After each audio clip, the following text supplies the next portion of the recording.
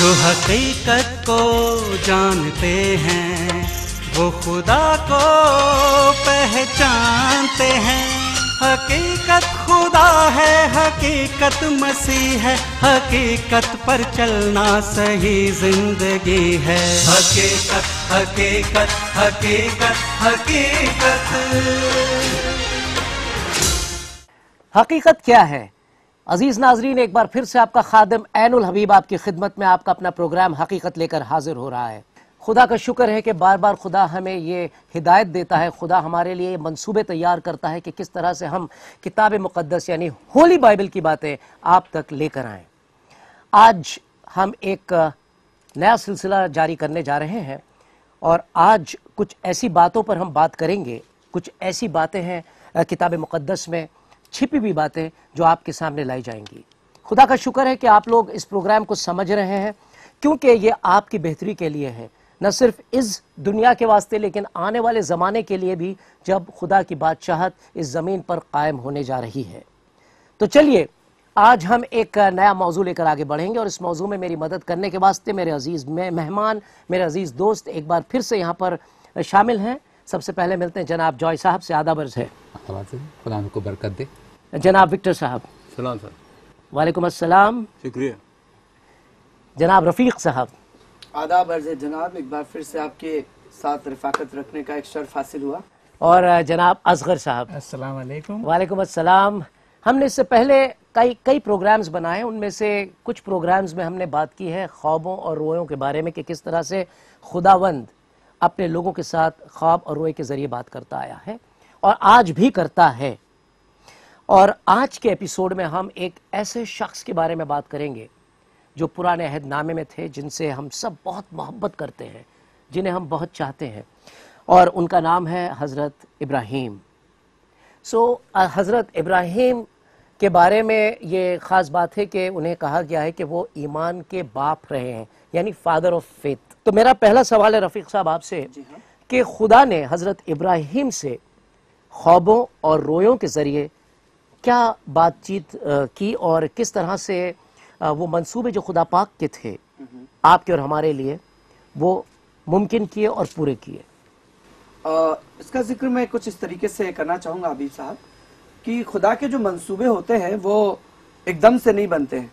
ये मंसूबा हज़रत इब्राहिम की ज़िंदगी से ही सिर्फ ताल्लुक़ नहीं रखता है, उनके वालिद की ज़िंदगी से भी ये ताल्लुक़ रखता है। जब आप 11वें बाब की आखिरी आयतों को पढ़ेंगे पैदाइश की किताब, जी जी, तो लिखा हुआ है कि वो कसदियों के मुल्क ऊर के बाशिंदे थे जी, और खुदावन से उन्हें तहरीक हासिल हुई, ख्वाब हासिल हुआ कि वो वहां से निकले और कनान को जाएं। कौन किन्हें ख्वाब? हज़रत तेरा, हज़रत इब्राहिम के वालिद थे। जी जी। और वो वहां से निकले भी और हारान में आए और वहीं पर उन्होंने क़याम किया, आगे नहीं गए और वहीं पर वो फौत हो गए, वफात हो गई। जी जी जी। लेकिन खुदा का मंसूबा जब पूरा नहीं हुआ तो खुदावंद ने रोए में आकर के हजरत इब्राहिम से बात करी और उनसे कहा। 12 बाब की पहली आयत में जब हम पढ़ते हैं तो वो ये कहते हैं कि उस मुल्क को छोड़ दो और उस अपने रिश्तेदारों को छोड़ो और अपने बाप के घर को छोड़ो, क्योंकि उनके बाप ने वहां जाना नहीं हुआ, मुमकिन नहीं हुआ उनके लिए। जी जी, वहीं रह गए।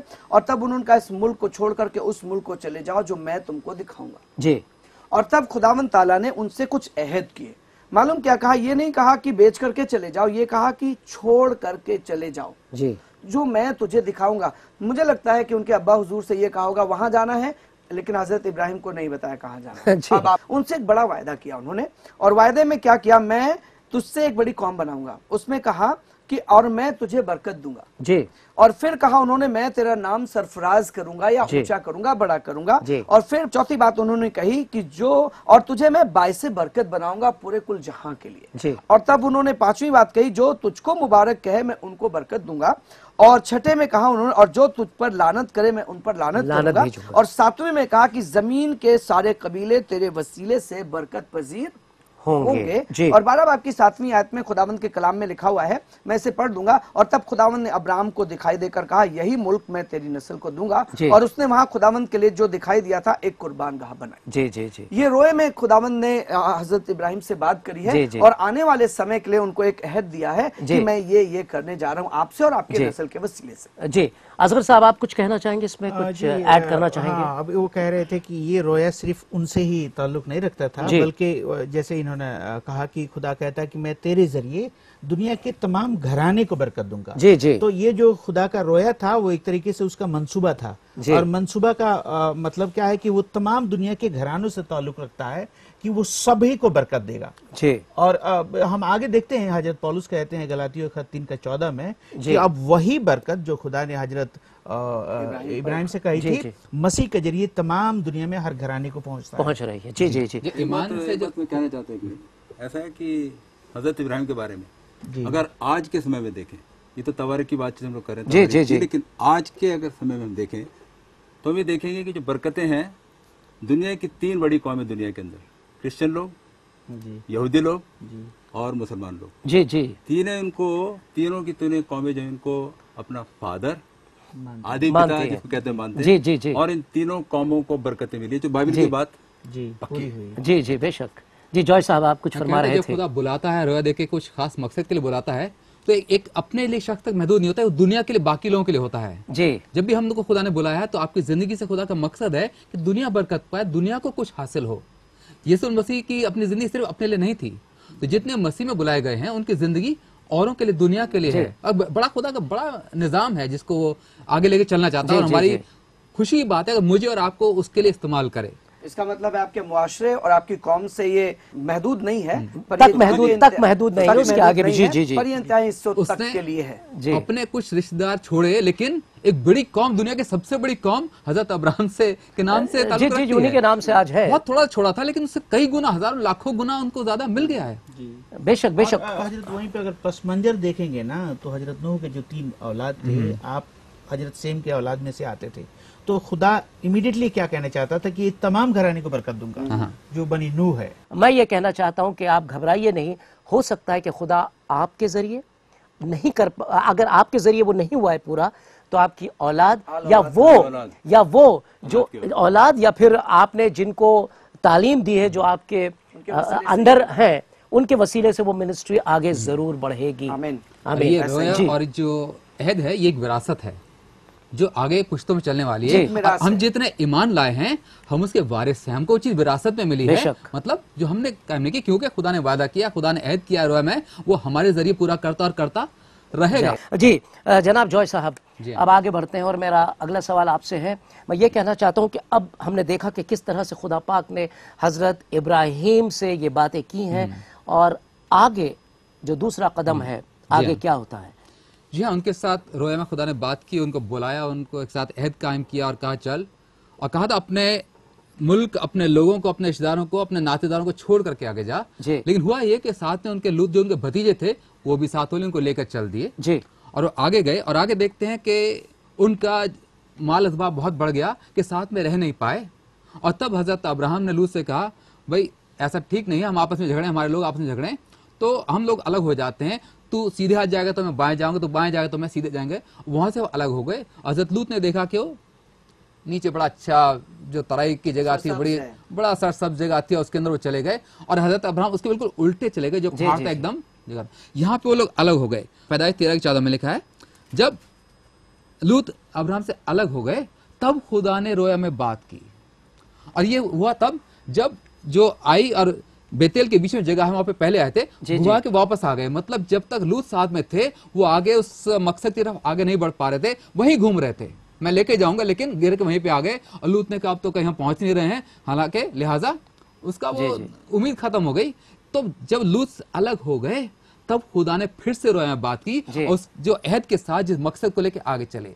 तो हम जब खुदा रोया में बात करता है, किसी मकसद से लेके चला है, जब तो वो सब चीजें जो उस अहद के साथ शामिल नहीं है। खुदा ने मेरे को आपको बुलाया है, शायद बहुत कुछ कुर्बानी की, लेकिन कोई चीज जो जिंदगी में दुनियावी चीज है, कोई ऐसी चीज जुड़ी हुई है, जब तक हम उससे अपने आप को अलग नहीं कर लेंगे, तब तक खुदा का रोया, खुदा का अहद आगे नहीं चलता, रुकावट बन जाती है। एक बात और भी है जी, कि जो बाहर आने की बुलाहट जो मिली है जी, कि तो अपने वतन को छोड़ दे, अपने घर को छोड़ दे, अपने रिश्तेदारों को छोड़ दे, वो जो बुलाहट है खुदा की, वो इब्राहिम को है, लूत को नहीं। बेशक। लेकिन बुलाहट क्योंकि हजरत इब्राहिम को मिली और लूत भी पीछे हो लिए, तो जब बुलाहट नहीं मिलती तो आपके आजू बाजू जितने लोग हैं जो चल रहे हैं आपके पीछे, जब मुसीबत आती है तो भाग खड़े होते हैं। इसलिए जब इन राजाओं ने हमला किया और लड़ाइयाँ की हैं तो उनकी हिम्मत नहीं हुई।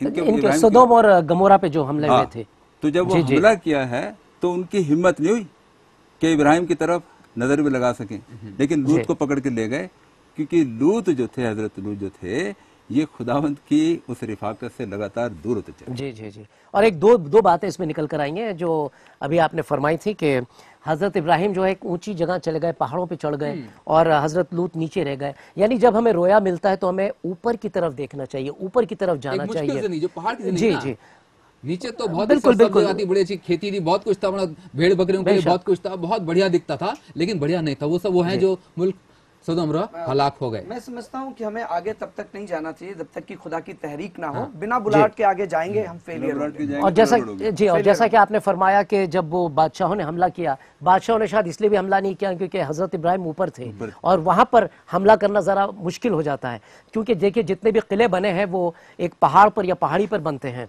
और ऊपर जब जाता है कोई हमला करने के लिए वो नहीं जाएगा, नीचे की जमीन पर हमला करना ज्यादा आसान हो जाता है। असगर साहब आप कुछ फरमाना चाहेंगे? नहीं, वही देखिए उन दिनों में जो लोगों की जो सोच थी ना, वो ये थी कि इनके पास हजारों जानवर हैं और उनको खाने के लिए, उनको जीने के लिए कुछ ना कुछ तो चाहिए ना, तो ये उनका बैंक बैलेंस था।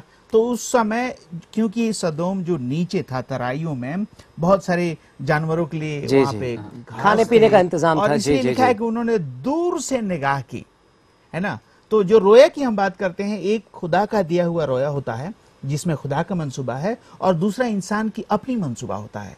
तो ये इनकी अपनी रोया थी, अपनी विजन था और ये गए और इन्हें नहीं मालूम था कि जिसको हम अच्छा समझ के जा रहे हैं वहां पे बादशाह आके हमें गुलाम बना के लेके चले जाएंगे। और अक्सर ऐसा होता है, हम और आप की जिंदगी में जब ऐसे कठिनाई हो, फैसला करें, तो कई बार हम खुदा की रहनुमाई ना लेके अपने मर्जी से जो फैसला करते हैं तो उसमें कुछ ऐसे ही होता है आज। जी, जो अपनी आंखों से देखते हैं उसी पर हम चलते हैं, हमें जो चमकती हुई चीज दिखाई देती है हमें लगता है कि सोना है। देखिए खुदा ने हजरत इब्राहिम को बुलाया, है ना, तो ये पहले हजरत इब्राहिम के लिए सही था कि वो फैसला करे वो क्या चाहते हैं जी। लेकिन ये उनकी दीनदारी है, उनकी ईमानदारी है कि वो इस मौके को हजरत लूत के सामने रखते हैं कि अगर तू बाएं को जाएगा तो हम दाहिने को जाएंगे। और ये हम एक सीख सकते हैं कि अगर खुदा ने हमें और आपको बुलाया है तो हम भी एक दूसरे के सामने जब ऐसा मौका आता है ना, तो हम पहले मौका उन्हें दें, जी जी, है ना। तो हालांकि ये मौका तो हजरत इब्राहिम के लिए था, लेकिन ये उनकी हलीमी कहेंगे या ईमानदारी कहेंगे कि उन्होंने पहले लूत को दे दिया। तो ये एक अच्छी सीख है जो हम हमारे ईमान के बाप हैं। और इब्रानी 11 में लिखा है, अब ईमान उम्मीद की हुई चीजों का एतमाद और अनदेखी चीजों की सबूत है। लूत देखे पे जा रहे थे, हजरत अब्राहम अनदेखे पे थे। खुदा ने बुलाया मैं जा रहा हूँ, वो जहाँ हम देखे पे चलने लगे तो हम ईमान से नहीं चल रहे हैं। पर वहां पर हम बात देखते हैं कि उन्होंने कहा अगर तुम दाहिने जाओगे तो मैं बाएं जाऊंगा, उल्टा। ठीक है, लूत साहब फरहाम हो गए पर अब्राहम गए नहीं। He was waiting for the Lord, वो खुदा के तहरीक का इंतजार कर रहे थे। और तब खुदा ने कहा इस जगह से तू मशरिक की ओर देख, मगरिब की ओर देख और जुनूब की ओर देख, ये जमीन मैं तुझे और तेरे खानदान को सदियों के लिए दूंगा। सो वो इंतजार कर रहे थे कि खुदा मैं अपने कदमों को नहीं बढ़ाऊंगा जब तक कि खुदा मुझे आगे नहीं ले जाता। वो जा सकते थे और इसलिए खुदा ने उनको अब्दियत की बरकतें दी और अब्दियत का अहद किया। जी, बहुत बहुत शुक्रिया आप लोगों का, हमने ये बातचीत की। इस वक्त मैं एक छोटा सा ब्रेक लेना चाहूंगा, उसके बाद हम फिर मिलेंगे। आगे भी हमारे जितने भी नाज़रीन उन्हें कुछ खास बातें बताने जा रहे हैं हम लोग। गए और आए, बस इंतजार कीजिए, थोड़ा सा वक्त दे दीजिए हमें।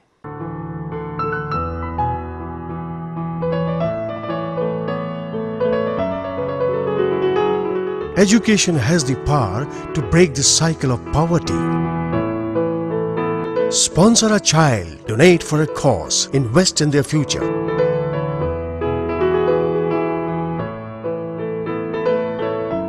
Sponsor a child, let their future smile.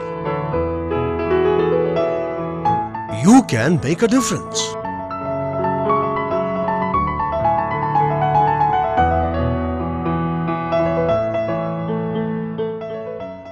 अजीज नाजरीन, जैसा कि हमने कहा था, हम गए और वापस आए और हमारी चर्चा, हमारी बातचीत जारी रहेगी हजरत इब्राहिम के बारे में। मेरा सवाल है जनाब विक्टर साहब आपसे, इससे पहले हमने जो बातें की हैं उसमें हमने देखा कि किस तरह से हजरत इब्राहिम के सामने कुछ चुनौतियां आई, कुछ चैलेंजेस आए, उन्हें वो पार कर पाए क्योंकि वो उस मंसूबे को लेकर चल रहे थे, उस ख्वाब को लेकर चल रहे थे जो खुदा ने उनको दिया था। जी, आगे चलकर उन बरकतों में किस तरह से इजाफा होता है? देखिए, अभी पिछले बार हम लोग बातचीत की काफ़ी हज़रत लूत साहब के बारे में जी, और हमने देखा कि लूत को क्या हुआ, क्या गुजरी, बहुत कुछ हुआ। लेकिन आगे चलकर हम देखते हैं कि इन सबको वापस लेकर आ गए हज़रत इब्राहिम साहब। किनको वापस लेकर आ गए? 318 लोग अपने साथ लेके गए जी, जो लड़ाकू लोग थे जी, जो मवेशियों की देखभाल करते थे, उनको संभालते थे, मशाक थे, जबरदस्त लड़ाकू थे। और इन लोगों को लेकर वो गए और हजरत लूत और उनके साथ जितने लोग लूटपाट में गए थे सबको वापस लेके आ गए। यानी कि सिर्फ 318 लोगों ने वो 5 बादशाहों की फौज को फतह कर दिया। और हजरत इब्राहिम ने इतने बड़े लोगों के बीच में बहुत ढेर सारे लोग थे, उनमें थोड़े से लोगों को ट्रेनिंग दी, शिक्षा दी, उनको समझाया। ठीक इसी तरीके से हम लोगों को, जो हम लोग खिदमत के काम में लगे हुए हैं, अपने आसपास के लोगों को समझाना, ट्रेन करना, तैयार करना। जी जी जी जी। और फिर यहाँ पर दूसरी बात हम लोग यहाँ पर ये देखते हैं, बाइबल के अंदर बहुत सफाई के साथ ये लिखा हुआ है, 14:18 में लिखा है कि माली के सिदूक सालीम का बादशाह रोटी और मैं लाया, वो खुदा ताला का काहिन था, उसने उसको बरकत देकर कहा, खुदा ताला की तरफ से जो आसमान जमीन का मालिक है, अब्राहम मुबारक हो। तो रोया क्या थी, दर्शन क्या था, विजन क्या था, खुदा का जो मंसूबा है नजात का वो पूरा होना चाहिए। और उसमें यहाँ पर हम लोग देखते हैं कि ये सब लड़ाई हो गई, ये लोग वापस इनको लेके आ गए और यहाँ पर अचानक ऑल ऑफ ए सडन एकदम से हम देखते हैं कि इस बादशाह का जिक्र है, मालिक के सदन सालीम का बादशाह। तो सालीम जगह का नाम हमें अता पता कुछ नहीं पता है, तवारीख इसका कुछ नहीं बताती है, और ये व्यक्ति इंसान जो मालिक के सदन इसके बारे में भी ज़्यादा जानकारी नहीं है। लेकिन यहाँ पर लिखा है कि वो रोटी और मैं लेकर आया जी। खुदावंद के नजात के मंसूबे की तरफ इशारा है कि खुदावंद यीशु मसीह इस दुनिया में आएंगे, अपनी जान खुशी से देंगे और लोग खुदावंद यीशु मसीह को मानेंगे, तो खुदावंद की जो रोया जो उन्होंने इब्राहिम साहब को बताई है वो पूरी होगी। कि हजरत लूत जो है अब्राहम को छोड़ के चले गए थे, लेकिन हजरत अब्राहम ने नहीं रिश्ता तोड़ नहीं दिया। जब वो मुसीबत में पड़ गए तो हजरत अब्राहम अपनी जान, अपने सारे खानदान की जान को रिस्क में डाल करके उनको बचा के, हो सकता सारे मर जाते। तो यहाँ पे पहली बार एक नजात दहिंदा का रोल आया है जी। हजरत अब्राहम ने बचाने वाले का काम किया है, और जब ये काम करके लौटे हैं तब मल्क सिद्दीक ने आके बरकत दी है। देखिए यही खुदा के कलाम में लिखा, हजरत मसीह खोए हुओं को ढूंढने, उनको नजात बख्शने के लिए आए। 18 बाब की 30 आयत में लिखा है स्केल में, पर वो इससे खुश होता कि कोई ना कोई रुजू लाए, तौबा करे और खुदा की हुजूरी में नजात में दाखिल हो। इस बादशाह ने उसको बरकत दी, यहाँ पर लिखा हुआ है, और उनको कहा मुबारक है खुदा ताला जिसने तेरे दुश्मनों को तेरे हाथ में कर दिया। और तब बाइबल बताती है कि हजरत अब्राहम ने सबका 10वां हिस्सा दहेकी मल्कीसेदेक बादशाह को दी। अब यहाँ पर बात यह है कि खुदा के मंसूबे नजात तैयार करने के लिए, और जो रोया खुदा लोगों के साथ बांट रहे हैं, बता रहे हैं, उसमें खुदा के कलाम को आगे ले जाने, नजात के रास्ते को दूसरे लोगों को बताने के लिए माल असबाब, पैसे की भी ज़रूरत होती है। तो यहाँ पर देखते हैं हम लोग कि हज़रत इब्राहिम ने बहुत खुशी के साथ अपने दिल से इस राजा को, बादशाह को, नजर जो रोटी मैं लेकर आए थे, ये नजर चढ़ाया। तो हम लोगों को जो खुदावंद की खिदमत में है, खुदावंद की खिदमत कर रहे हैं, ऐसे लोगों को भी तैयार करना है। अगर उन्होंने लड़ाकू तैयार किए तो हमें भी ऐसे लोगों को तैयार करना है जो कि देने के लिए तैयार रहें, कम से कम 10वां हिस्सा जो कि खुदा का बनता है। विक्टर साहब, कलाम में एक बड़ी खूबसूरत बात लिखी हुई थी कि मुबारक है वो खुदा, मुबारक है वो खुदा जिसने तेरे दुश्मनों को तेरे हाथ में कर दिया। देखिए यहाँ पर खुदा ने हजरत इब्राहिम को एक रोया दिया था और कहा था कि तुम आगे बढ़ो। तो ऐसा होता है आमतौर से कि हमारी ज़िंदगी में दुश्मन भी खड़ा है, रास्ते में हम जिस मंजिल की तरफ बढ़ रहे हैं उस वहाँ रोकने के लिए दुश्मन खड़ा रहता है। बेशक वो रहती है, लेकिन अगर आप खुदा के मंसूबे के तहत चलेंगे तो सारी की सारी रुकावटों को खुदा जो है मिटा देता है, हटा देता है आपके रास्ते, और दुश्मन आपके हाथ में आ जाता है। जी सैयद साहब, मैं एक बात कह रहा था कि अभी फतेह साहब फरमा रहे थे कि खुदा यहाँ पे नजात के मंसूबे की तरफ इनको मायल कर रहा है ना। ज़बूर 110 का 1 में कि खुदावन ने मेरे खुदावन से कहा तू मेरे दाहिने हाथ बैठ जब तक कि मैं तेरे दुश्मनों को तेरे पैरों की चौकी ना कर दूं। और इसको मसीह कोट करते हैं मत्ती 22 का 41 से 46 में कि मेरे बारे में तुम क्या समझते हो, दाऊद तो मुझे खुदावंद कहता है। और हजरत मसीह कोट करने के बाद अब 4 आयत में बताया गया है कि तू मलकी सद्दीक की नाई हमेशा के लिए काहिन बनेगा। जी, जी। और हिब्रू के लेखक 5 से लेकर 10 में 2-3 बार कोट करते हैं कि ये हजरत मसीह की तरफ है। तो आपने जो कहा उस बात के ऊपर हम कहना चाहते हैं कि जी ये हजरत मसीह की तरफ, मतलब कहते हैं ना डायरेक्टली कोटेशन है, ठीक है, कि उनके अंदर जो कुछ खुसूसियात थी, वो सालेम के बादशाह थे, है ना, अमन के बादशाह थे, तो वो कहीं ना कहीं हजरत मसीह के एक अक्स थे। अंग्रेजी में कहते हैं प्रोटोटाइप। किसी चीज के आने से पहले हम कुछ चीज दिखाते हैं समझने के लिए, तो हजरत मसीह जो एक निजात दहिंदा है उनके एक अक्स थे। जी, आपने बिल्कुल बजा फरमाया, क्योंकि हम देखते हैं कि मुकाशिफी की किताब में जिक्र आता है कि नया यरूशलेम आने वाला है। नए यरूशलेम का बादशाह कौन होगा? खुदावंद यीशु मसीह होंगे। तो ये बात बिल्कुल सही वहाँ पर जाकर मौजू है और बिल्कुल फिट होती है इस चीज़ पर। तो इसी तरह से किताब मुक़द्दस जो है अजीज़ों हमें बहुत सारी बातें बताती है, जो पुराने अहदनामे में हुआ है वो बातें मुकम्मल हो रही हैं नए अहदनामे में। जनाब जॉय साहब, आप कुछ फरमा रहे थे। जी हाँ, जो रोया देखी सबसे पहले उसमें एक अहद हुआ जो 2 आयतों में जिक्र है, लेकिन उसमें 3 बार बरकत का जिक्र है। अहद का जो नया बना उसके अंदर बरकत की अहमियत है। मैं तुझे बरकत दूंगा, तुझे बरकत का वसीला बनाऊंगा, और जो तुझे बरकत देंगे मैं उनको बरकत दूंगा। तो बड़ी अहमियत है बरकत होगी। यहाँ पे देखते हैं पहली बात मलकीसेदेक ने आके उनको बरकत दी। जी जी जी। तो एक बरकतों का सिलसिला शुरू हो गया, बरकतें देना, बरकतें हासिल करना। और मैंने अपनी पर्सनल जिंदगी में देखा है, जब मैं खुदा की राह में चल रहा हूँ, बहुत से बुजुर्गों की बरकतें मुझे, आज मैं अगर कायम हूँ, कुछ भी कर रहा हूँ, अगर ईमान में भी हूँ, बहुत लोगों की बरकतें, खुदा के लोगों की बरकतें मेरे साथ हैं। तो हम एक दूसरे को बरकत देते हैं। और जब आप भी अहद के मुताबिक चलते हैं, उसका रोया के मुताबिक चलते हैं, खुदा अपने लोगों को लेके आता है जो आपको बरकत दें, और बरकत की वजह से आपकी जिंदगी उस आगे बढ़ती है। जी जी, आगे बढ़ती है। जी शुक्रिया, बहुत बहुत शुक्रिया। मुआहदे पे जब हम चलते हैं तो हम बरकतों के जो है वो भागीदार होते हैं। बिल्कुल बिल्कुल बिल्कुल, देने वाले बन जाते हैं। दोनों तरफ से पूरा करता है, माहौल बनता है। जब आप बरकतें पा रहे हैं, बरकत दे रहे हैं। मैं खुद लोगों के लिए बरकत का वसीला हूँ और लोग मुझे बरकत दे रहे हैं। ये ईमान की जिंदगी है। बेशक बेशक। जनाब असगर साहब, अब हम देख रहे थे कि किस तरह से हजरत इब्राहिम कदम बढ़ाकर उस जगह की तरफ जा रहे थे, उस मकाम को हासिल करने जा रहे हैं जहाँ पर उन्हें पहुँचना है या उनके आलालात को पहुँचना है। तो आगे जो ये सिलसिला है किस तरह से और बढ़ता है? अब देखिए, जैसे फतेह साहब फरमा रहे थे अभी और जॉय साहब की 5 बादशाहों ने इन पे एक तरीके से हमला किया। उनके जो भतीजे थे लूत को गुलाम बना के ले गए। और उन दिनों में ऐसा होता था कि अगर आपने एक बार किसी के ऊपर अटैक किया, हमला किया है, तो वो और 10 बादशाहों को लेकर के आप पे हमला करेंगे। जी जी। तो इनके दिल में कहीं ना कहीं डर था। और तब फिर लिखा है कि खुदा अपने रोया में इन पर जाहिर हुआ। 15 का 1 से लेके जब आगे पढ़ेंगे, और खुदा ने 3 बात कहा। एक, तू खौफ ना खा। दूसरा, मैं तेरा सिपर हूँ। सिपर मतलब उन दिनों में जो ढाल होता है ना बचाने के लिए, आजकल बुलेट प्रूफ वगैरह है ना। और तीसरा वो कहता है कि मैं तेरा सबसे बड़ा अजर हूँ, यानी तेरा इनाम हूँ। और तब इसके बाद हजरत इब्राहिम का जो रवैया है, मतलब इनका दरख्वास्त या रिएक्शन कहेंगे, तो वो कहते हैं कि तूने तो मुझे कोई औलाद नहीं दिया, है ना, और मैं क्या देखता हूँ कि ये मेरे घर का जो खादिम है एलियाज दमिश्क का, ये मेरे घर का वारिस होगा।